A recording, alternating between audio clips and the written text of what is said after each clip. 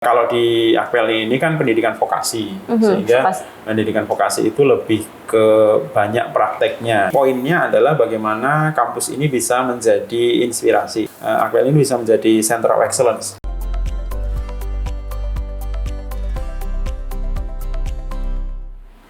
Hai Tribuners, Anda kembali menyaksikan Tribun Topik bersama saya Yunika Bella yang akan mengajak Anda untuk mengetahui berbagai topik menarik, inspiratif, edukatif, dan juga informatif. Dimana lagi kalau bukan di Tribun Topik, selengkapnya dalam channel YouTube, Instagram, dan juga Facebook Tribun Jateng. Dan hari ini kita akan membahas terkait Akpelni, begitu ya, Akademi Pelayaran Niaga Indonesia, yang mana sudah hadir langsung menyapa dari Akpelni. Hadir bersama dengan saya ada Bapak Kapten Cahya Fajar Budi Hartanto, MR MSI as a Director of Politeknik Bumi Akpelni, Angkatan Pelayaran Niaga Indonesia. Selamat siang Bapak, apa kabar? Selamat siang, kabar saya luar biasa baik. Luar biasa baik. Sehat juga ya Pak pastinya. Sehat, pasti, ya. Baik, dan Tribuners, as your information nih ya, pastinya kita semua yang melakukan syuting pada hari ini sudah melakukan vaksin booster. Bapak juga sudah ya Pak pastinya. Dan dipastikan juga kita dalam keadaan sehat, begitu ya. Baik, back to the topic begitu dalam Tribun Topik hari ini. Kita bahas hari ini yaitu Akpelni dari Semarang begitu ya Pak. Apakah ini ada di Semarang saja atau di kota-kota lain ada juga Pak? Oke, baik. Halo Tribuners semuanya, saya Cahya Fajar Budi Hartanto, mungkin biasa dipanggil Kapten Fajar. Dan sekarang kalau tadi pertanyaannya tentang Akpelni, sejak tahun 2019 kita informasikan dulu bahwa Akademi Pelayaran Niaga Indonesia sudah berubah bentuk menjadi Politeknik Bumi Akpelni. Jadi Akpelni sudah tidak disingkat atau dikepanjangkan lagi, tapi jadi Politeknik Bumi Akpelni. Dan hanya ada di Semarang. Hanya ada di Semarang. One and only ya Pak. Yes. Baik, kemudian nih Pak, untuk Akpelni, Politeknik Bumi Akpelni yang di Semarang ini perguruan tinggi yang diselenggarakan oleh Badan Penyelenggaraan Perguruan Tinggi Yayasan Wiyata Dharma, benar? Betul sekali. Bisa dijelaskan itu Pak? Ya, oke. Jadi kalau kita cerita historinya, sebenarnya Akpelni itu sudah berdiri dari tahun 1964. Benar. Ya, kemudian berganti beberapa kali penyelenggara, mulai dari dulu Yayasan Angkatan Laut, kemudian Yayasan Pancasila, lalu yang terakhir ini Yayasan Wiyata Dharma. Karena di informal atau di Koperasi Angkatan Laut tidak boleh mengelola pendidikan swasta semacam ini, gitu. Sehingga Yayasan Wiyata Dharma yang kemudian didirikan untuk mengelola Politeknik Bumi Akpelni. Nah, kemudian dulu kampusnya belum di Sampangan, gitu ya. Jadi dulu di Sugio Pranoto 37 yang sekarang dipakai oleh SMK Pelayaran Akpelni. Jadi kita punya adiknya SMK, juniornya ya, itu di sana. Lalu kita pindah ke sini di tahun 1995. Prosesnya 96 mulai perkuliahan di sini di Bendan sampai dengan hari ini 2019 bagaimana tadi saya sampaikan berubah menjadi Politeknik Bumi Akpelni. Pengelolanya tetap Yayasan Wiyata Dharma itu tadi ya. Baik, memang ini ya Pak sudah dipersiapkan ya, bahkan dari SMK-nya pun sudah ada pelayarannya. Jadi nanti apabila nanti anak SMK mau melanjutkan ke jenjang selanjutnya gampang banget bisa langsung ke Politeknik Bumi Akpelni. Benar, baik. Benar. Kemudian tadi Bapak menyinggung terkait pengelolaan begitu ya Pak. Saya ingin tahu nih Pak, bagaimana sih awal mula Bapak ini kan pastinya mengelola Akpelni juga ya, tertarik dalam dunia pelayaran menjadi seorang pendidik di Politeknik Bumi Akpelni ini. Monggo Bapak bisa dijelaskan. Jadi saya awalnya dulu juga sama lulusan dari Akpelni juga. Saya lulus dari sini tahun 2004. Kemudian saya terus berlayar, sekolah lagi gitu ya. Sampai akhirnya di tahun 2011 akhir 2011 saya memutuskan untuk kembali ke kampus gitu ya. Mengembangkan kalau dipikir itu mungkin memang keinginan saya kali ya untuk kita atau saya bisa mengabdikan diri di dunia pendidikan. Gitu. Sehingga kemudian saya mulai 2011 ke Akpelni ini, lalu kemudian ya meniti karir secara perlahan gitu ya, dari mulai jadi dosen biasa, kemudian 2012 saya jadi kaprodi, gitu. Kemudian 2014 saya jadi wakil direktur, 2019 saya dikukuhkan oleh yayasan menjadi direktur Politeknik IAKPL di tahun 2019. Wow, gitu. Perjalanannya sangat ini ya Pak, luar biasa juga ya. Dari yang Kaprodi tadi, kepala program studi juga, dosen pastinya juga. Penyebutannya sama juga dengan kampus-kampus lain ya Pak, dosen juga ya. Betul. Nah, sebetulnya jabatan struktural itu kan tugas tambahan ya. Jadi sebetulnya yang tugas utamanya adalah dosen. Nah, namanya dosen dengan tugas tambahan. Nah, tugas tambahannya itu menjadi ketua program studi. Kemudian meningkat, tugas tambahannya menjadi wakil direktur. Kemudian sekarang ini tugas tambahannya adalah direktur. Direktur. Ya. Itu kan berarti saat kuliah Bapak di sini juga ya. Sebelumnya SMK di pelayaran juga? Enggak, saya SMA. Mau disebut merek ya? Boleh Pak. Ya, karena Tribuners kan banyak yang di Semarang ya. Saya dari SMA Negeri 3 Semarang. Oh, baik. Ini mungkin ada alumnus-alumnusnya. Malah dari SMA Negeri ya, bukan dari SMK Pelayaran. Wow. Betul. Kalau asalnya Bapak ini dari mana sendiri? Saya lahir dan besar di Semarang. Di Semarang, memang asli Semarang ya Pak. Dan memiliki kerinduan di bidang pelayaran hingga sekarang menjadi direktur di Politeknik Bumi Akpelni Semarang. Wow, inspiratif juga ya untuk setiap kita yang mendengar. Baik, kemudian Bapak ini tantangannya pasti ada dong ya. Tantangan baik itu dari dalam ataupun dari luar selama menjadi rektor ataupun kaprodi lah katakanlah. Monggo Bapak bisa dijelaskan. Tantangannya begini, ketika berpindah dari profesi yang sebelumnya, yaitu perwira pelayaran niaga, kalau orang awam menyebutnya ya pelaut lah gitu ya. Setelah lulus dari sini kan saya berlayar sebagai pelaut. Kemudian berpindah nih ke profesi menjadi dosen. Itu kan memang betul-betul sesuatu yang ya kalau kita bilang berbeda 180 derajat lah dari yang tadinya orang praktisi biasa mengerjakan saja apa yang kita lihat tidak pas langsung dikerjakan, kemudian menjadi seorang dosen yang lebih mungkin berpikir secara akademik begitu ya, analisis ilmiah dan seterusnya itu, sehingga kemudian ya tantangan pertama itu perlu penyesuaian gitu ya, penyesuaian dari yang sebelumnya lingkungannya itu dunia pelayaran itu ya praktis banget lah, praktisi banget gitu, masuk ke dunia pendidikan yang nuansanya akademis banget gitu kan. Ya, meskipun kalau di Akpelni ini kan pendidikan vokasi, sehingga pendidikan vokasi itu lebih ke banyak prakteknya ya. Namanya pendidikan terapan, itu lebih banyak praktek, sehingga di awal-awal itu ya untuk mengatasi itu ya memang saya lebih senang ngajar praktek gitu ya, maksudnya tidak banyak berada di kelas gitu, yang ngajar di laboratorium seperti ini ya, gitu. Supaya hawanya di kapal itu masih kayak transisinya masih ada gitu ya, saya kerja di simulator gitu, sehingga seperti kayak mengemudikan kapal kayak masih ada di kapal gitu kan. Dan itu pun yang paling banyak menjadi bahkan para pelaut agak kesulitan melakukan adaptasi ketika di darat adalah ya ini open kepada seluruh Tribuners ya, penghasilan. Itu tantangan berat. Tantangan beratnya ya Pak. Dari seorang pelaut yang salary-nya tinggi gitu kan, kemudian di kampus yang ya cukup lah buat bayar parkir di mall gitu ya. Atau buat nongkrong di kafe tapi jangan banyak-banyak kopinya gitu kan.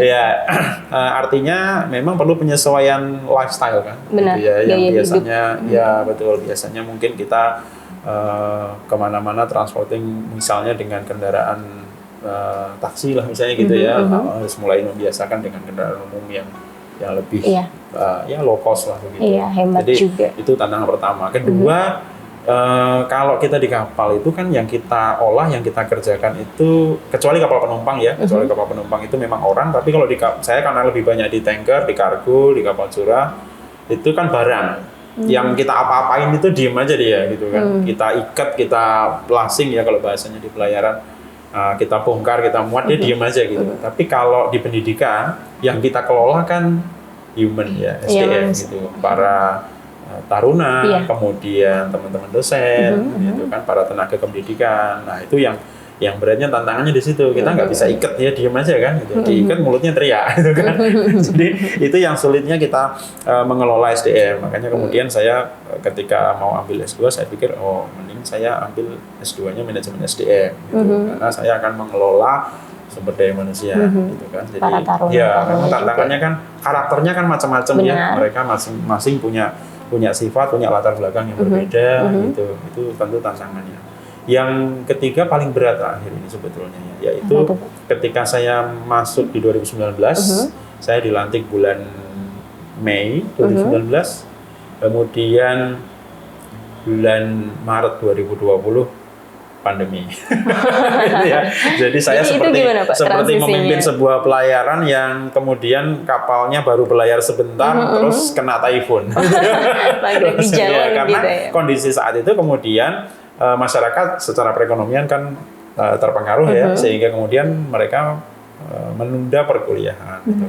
Kalau SD, SMP, SMA mungkin nggak bisa ditunda ya, lanjut gitu. Tapi SMA, kalau kuliah kan bisa tahun depan lah kuliahnya gitu ya. Masih bisa dipending. Iya betul. Jadi yang biasanya tiap tahun kita menerima sampai 540 gitu ya.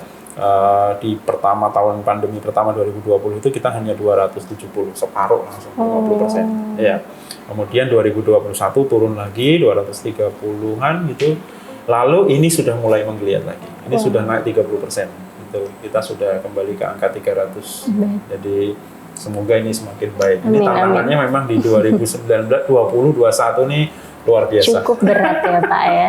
Itu. Baik.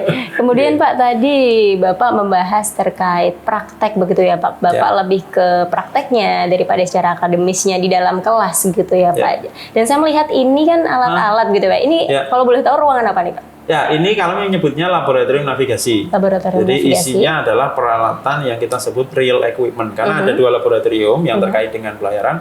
Ada lab navigasi, ada lab simulator. Kalau lab simulator, itu peralatan seperti komputer yang kita install dengan keperluan untuk mengemudikan kapal. Jadi misalnya kemudi ya bukan kemudi beneran gitu ya, tapi pakai ya bentuknya seperti kemudi, tapi itu sebetulnya adalah komputer ya. Gitu ya.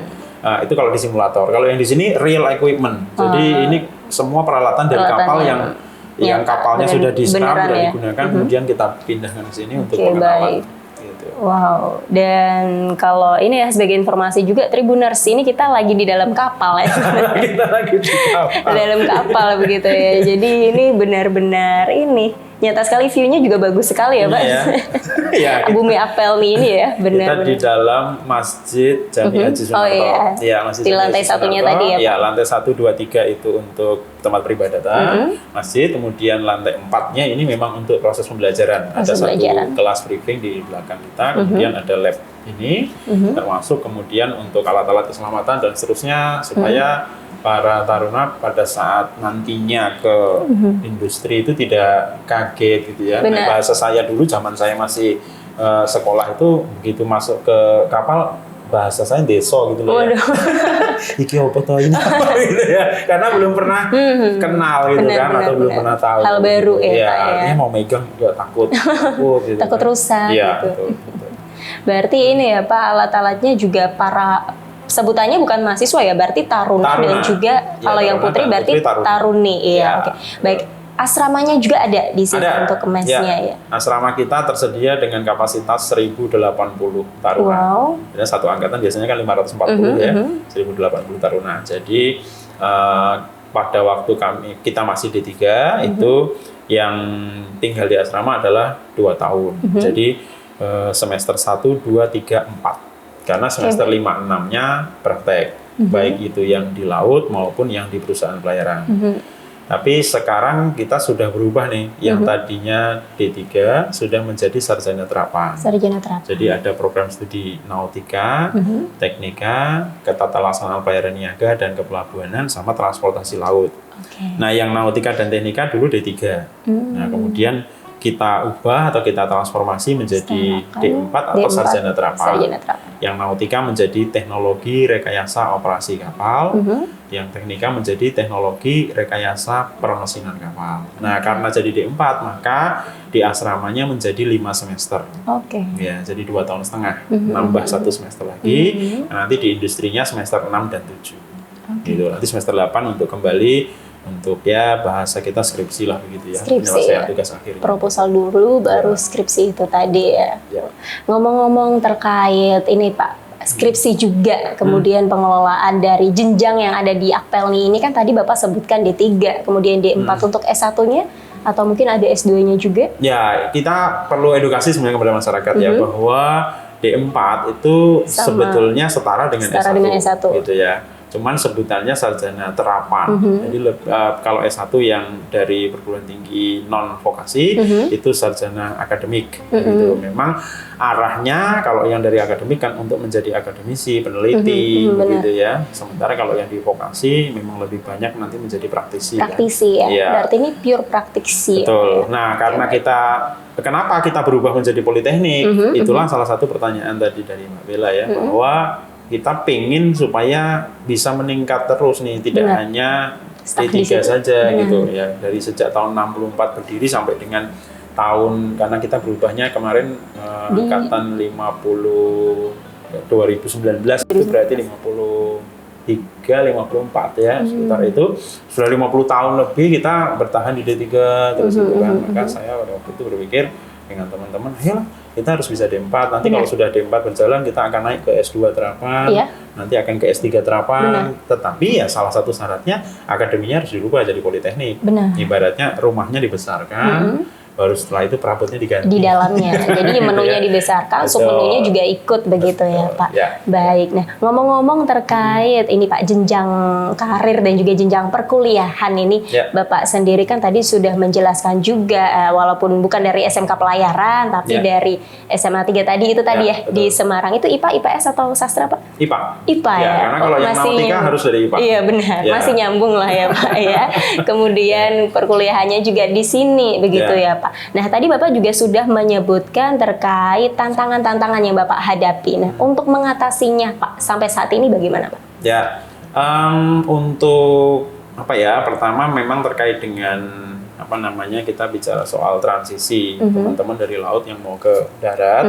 Memang yang kalau bahasa kita gini ya, semua fase kehidupan itu ada masa berat, ada masa mudahnya lah gitu ya. Nah, masa berat itu kan ya kalau kita jalani ya kita lalui ya pasti nanti akan terlewati lah gitu ya. Nah, cuman memang ada yang siap dengan tidak. Gitu. Oleh karena itu kan memang biasanya teman-teman yang di laut ketika mau beralih ke darat kan terus saya kadang-kadang maksudnya gini, bercandanya sudah ada rumah, sudah ada mobil, artinya tuh punya saving yang cukup lah gitu ya, atau mungkin punya usaha lain, gitu ya. Jadi misalnya katakanlah karena ini saya yang mencontohkan ya saya contohkan ya, misalnya katakanlah saya selain mengajar, saya punya lembaga konsultasi training, fokusnya di outbound gitu-gitu ya, in-house training, pengembangan diri. Nah itu sebagai dalam tanda kutip ya kebetulan memang hobi gitu ya, seneng gitu ya, seneng ngerjain orang, seneng outbound gitu, dan itu menghasilkan gitu ya. Nah kalau teman-teman dosen itu memang saya dorong untuk berkarir, kan berkarirnya bukan dalam arti karir, kan gini, dosen itu karirnya adalah jabatan fungsional akademik. Jadi dosen itu mulai dari asisten ahli, kemudian lektor kepala, lalu guru besar atau profesor. Nah kalau mau ya meningkat gitu ya secara penghasilan dan seterusnya, memang mau tidak mau ya secara jabatan fungsional harus kita ikutkan juga meningkat gitu kan, karena nanti akan ada tunjangan dari pemerintah ketika kita tersertifikasi kan, sertifikasi dosen gitu ya.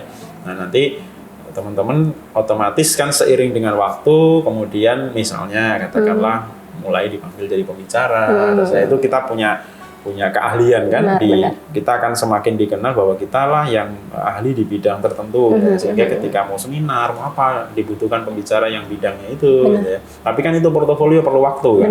Nah itu yang kita kejar terus ya, teman-teman dosen supaya juga melakukan itu ya. Memang berangkatnya dari contoh sih. Itu harus kita sebelum kita ngomong sama orang lain bawa begini ya saya dulu harus mulai dulu kan. Itu kaitannya dengan masalah kedua tadi, mengelola SDM.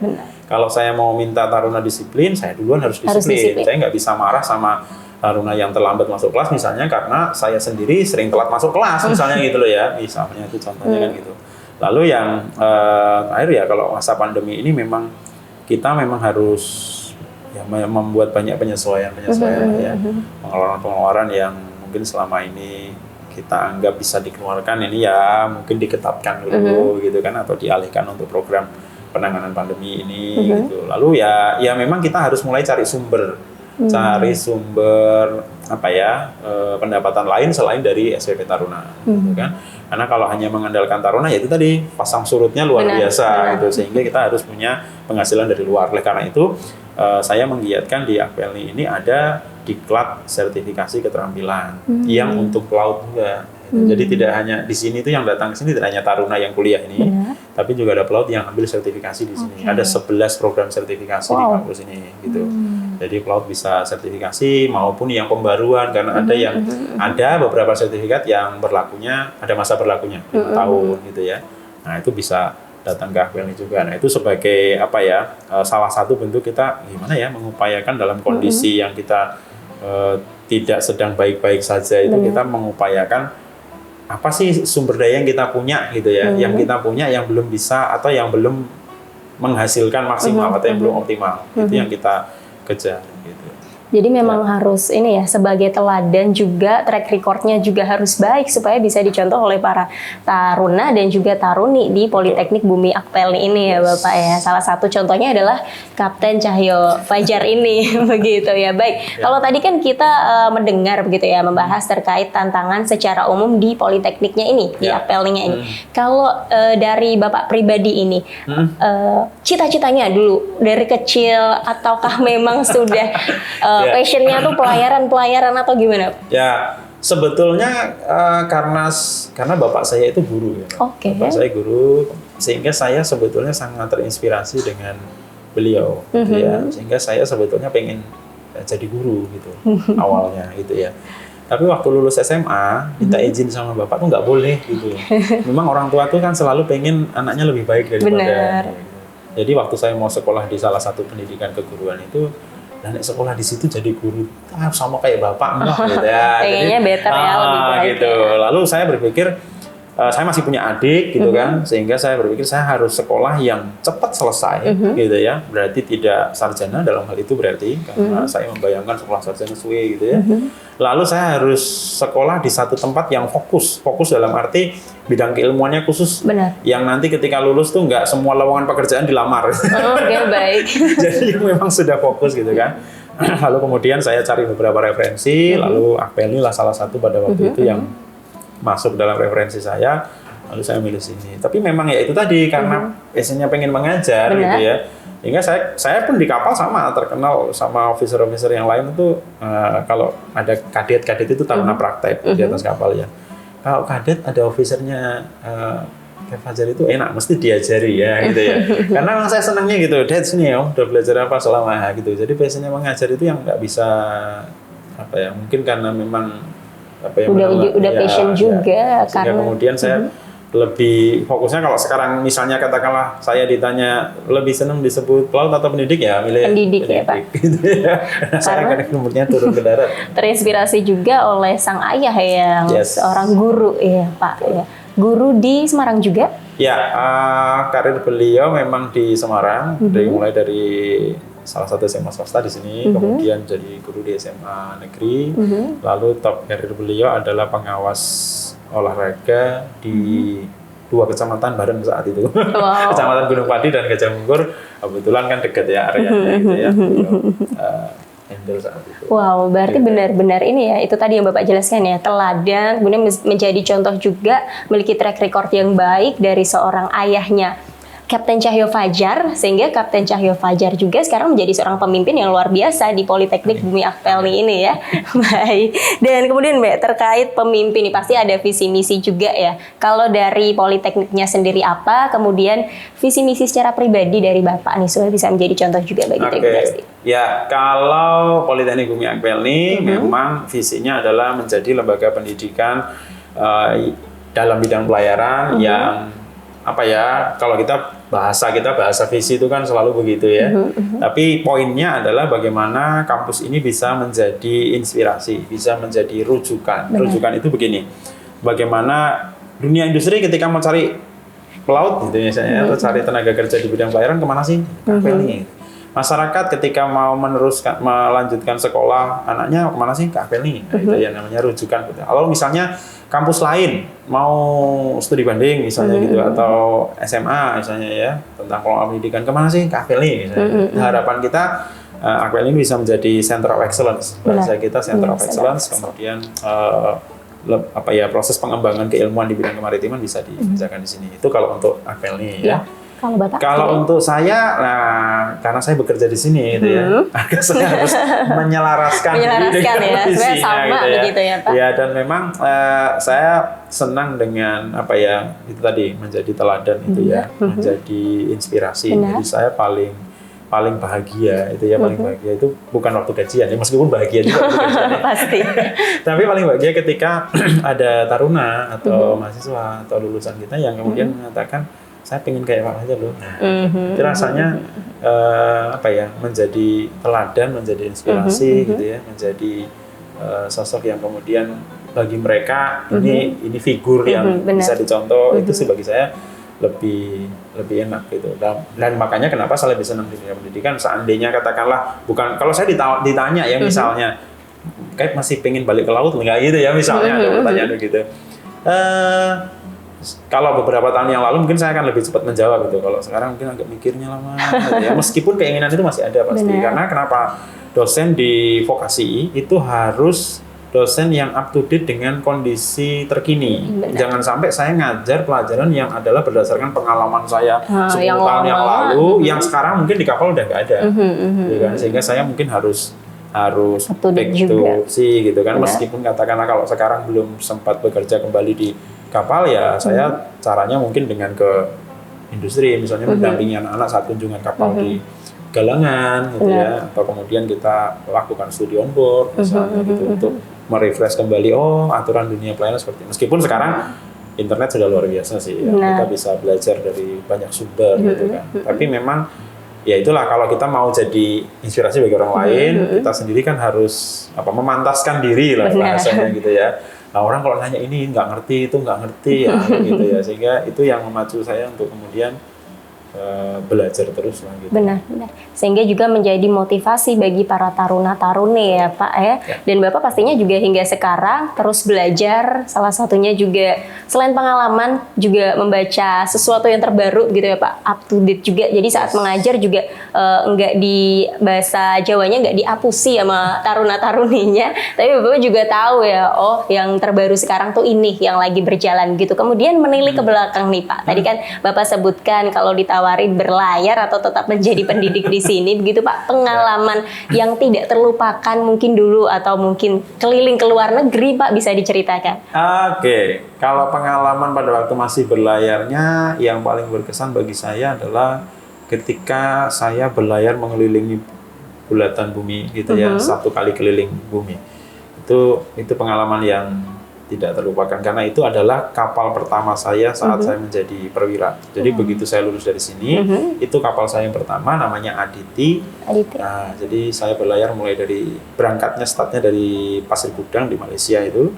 Sebenarnya serah terimanya di Singapura, kemudian kami bawa ke Malaysia, lalu muat palm oil di sana. Nah, lalu itu keliling tuh, keluar dari Aceh itu ke India, kemudian masuk ke Laut Merah, keterusan Suez, ya, lalu naik ke Rusia sana, di Egypt, di Rusia, bongkar habis di sana, kemudian kami tank cleaning di sana, lalu ganti muatan di Rusia, kemudian dari Rusia kita ke Argentina muter terus ke Cina, ke Singapura, balik lagi. Itu pengalaman saat berlayar yang ya karena itu berkumpul dengan orang dari berbagai macam bangsa. Jadi yang Indonesia hanya krunya saja. Perwiranya semua campur-campur. Kaptennya Rusia, ya, Molim satunya orang Filipina. Itu pengalaman berlayarnya. Baik, kemudian Pak, untuk motivasi bagi para pemuda-pemudi atau taruna-taruni juga, mungkin bagi Tribuners muda yang di luar sana yang ingin masuk ke Politeknik Bumi Akpel nih Pak, ada motivasi khusus untuk para Tribuners? Silakan Pak. Ya, motivasi saya untuk para Tribuners, terutama Tribuners muda ya, adalah bahwa generasi muda saat ini sedang dipertanyakan semangat juangnya, gitu ya. Jadi katanya sekarang ini lebih terkenal dengan istilah generasi strawberry itu ya. Kelihatannya cantik tapi begitu jatuh sedikit baru kesenggol udah bonyok gitu kan ya. Dalam bag begitu ya. Iya, ada apa-apa mengeluh ke media sosial gitu ya. Jadi saya hanya ingin memotivasi teman-teman untuk fighting spiritnya ditambah lagi gitu ya, karena kita itu tadi akan pasti dalam perjalanan kehidupan kita akan menghadapi satu masa sulit, masa tidak enak. Nah, kita harus bertahan di masa itu, yakin saja bahwa itu akan terlewati, dan ketika itu terlewati kita akan melewati masa yang enak gitu ya. Tapi ya tentu harus waspada, karena masa enak juga akan ada jatuhnya juga. Gitu ya. Tapi gini, ujian itu berarti adalah untuk meningkatkan kita ke level kelas berikutnya. Kalau kamu masih mau kelas 1 SD terus, nggak naik ke kelas 2, ya nggak ujian itu. Kalau mau ujian dan itu bisa melewati ujian itu, akan naik level. Gitu. Next level ya Pak, pastinya ya. Baik, jadi itu tadi motivasinya ya Pak. Kemudian untuk harapan bagi dunia pendidikan di Indonesia. Ya, harapan saya untuk dunia pendidikan Indonesia, kita betul-betul bisa sekarang ini ya, yang lagi digaungkan oleh kementerian, demikian juga menjadi tema wisuda kita kali ini, tahun ini, yaitu tentang Merdeka Belajar, Kampus Merdeka. Kalau di perguruan tinggi, kampus ya, kalau di sekolah ya, Sekolah Merdeka lah begitu. Artinya apa? Artinya bahwa betul-betul seorang pelajar, seorang peserta didik itu mendapatkan ilmu sesuai dengan apa yang seharusnya mereka terima. Itu ya, dunia pendidikan kita harus memberikan keleluasaan bagi para peserta didik untuk mendapatkan sumber belajar yang sebanyak mungkin disediakan oleh kampusnya, gitu kan, sehingga dunia pendidikan harus menyediakan fasilitas dan seterusnya bagi para peserta didiknya. Kemudian para pendidiknya, baik itu guru maupun dosen, harus terus mengupgrade diri, gitu ya. Ya, betul. Dan itu perlu fasilitasi tentu dari pemerintah. Oleh karena itu kan kemudian seperti kami di Akpelni itu beberapa kali kita mendapatkan hibah dari pemerintah. Tentu kami harus berterima kasih untuk itu, gitu ya, karena kita perlu meningkatkan terus kompetensi SDM-nya, dari waktu ke waktu kita harus update terus. Benar. Jadi juga kualitasnya juga harus tetap terjaga, bahkan terus naik ya Pak. Ya, karena kalau kita lihat sejarah dulu orang belajar di Indonesia tentang pendidikan, terutama pendidikan pelayaran. Ya, terutama pendidikan pelayaran. Dulu orang dari mana-mana belajar ke PLAP, sekarang STIP gitu ya di Jakarta. Tapi kemudian di luar negeri sudah berkembang terus, kita nih yang dulu dijadikan tempat untuk pelayaran, ya untuk studi banding, untuk contoh, malah jadi lambat bergeraknya gitu kan. Ya. Itu mengapa ada lagu zaman dulu bilang yang nenek moyangku seorang pelaut itu ya Pak. Gitu mungkin ya, kan nenek moyang ya udah dulu banget. Udah dulu banget ya, menjadi percontohan juga ya di Indonesia ini. Baik Pak, saya minta sebelumnya Pak, mungkin ada sosial media dari Akpelni sendiri bisa disebutkan kepada Tribuners. Sosial media kita kalau Instagram ada Politeknik Bumi Akpelni, kecil semua disambung. Kemudian ada dokumentari.akpelni, itu yang Instagram, karena ada dua pengelola, lembaga dan resimen Taruna tersenam. Kemudian YouTube-nya ada Politeknik Bumi Akpelni yang punya lembaga. Kalau yang punya resimen ada dokumentari Politeknik Bumi Akpelni. Jadi depannya ada kata dokumentarinya itu. Bisa di-subscribe juga ya yang mau mendaftar sebagai taruna-taruni selanjutnya di sini ya. Baik, kepada Bapak Cahya Fajar Budi Hartanto. Benar ya Pak ya? Betul. Baik. Kemudian Pak, saya terakhir saya minta 3 kata, mungkin jargon dari Akpelni atau jargon dari visi misi Bapak. Silakan 3 kata untuk Tribuners. Oke, untuk Tribuners kalian ini 3 kata kuncinya ya. Yang pertama adalah profesional. Yang kedua berkarakter. Yang ketiga adalah inspiratif. Inspiratif. Oke, baik. Profesional, berkarakter, dan inspiratif. Terima kasih banyak Bapak Fajar untuk waktunya bagi Tribuners, dan terima kasih untuk tempatnya nih, Politeknik Bumi Akpelni ya. Habis ini sepertinya kita dan kru mau foto-foto. Oh iya, boleh. Baik. Wajib malah. Wajib ya Pak ya. Terima kasih sekali lagi. Sama-sama. Sehat selalu Bapak. Sukses untuk bidangnya dan usaha lainnya juga sukses. Para taruna-taruninya juga semakin bisa mencontoh Bapak. Amin. Baik ya.